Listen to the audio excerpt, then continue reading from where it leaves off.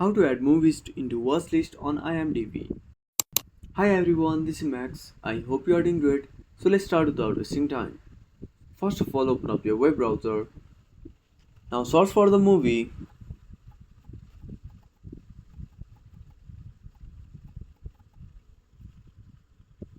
Now open up the IMDb page.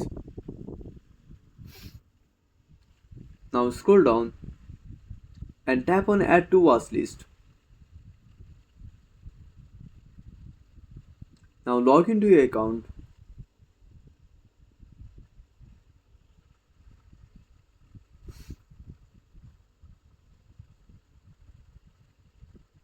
Now tap on Create your IMDb account.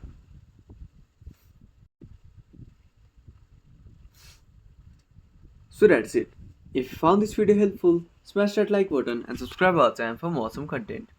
Have a burning question or want to search a topic? Drop down a comment below. This is Max signing off until next time.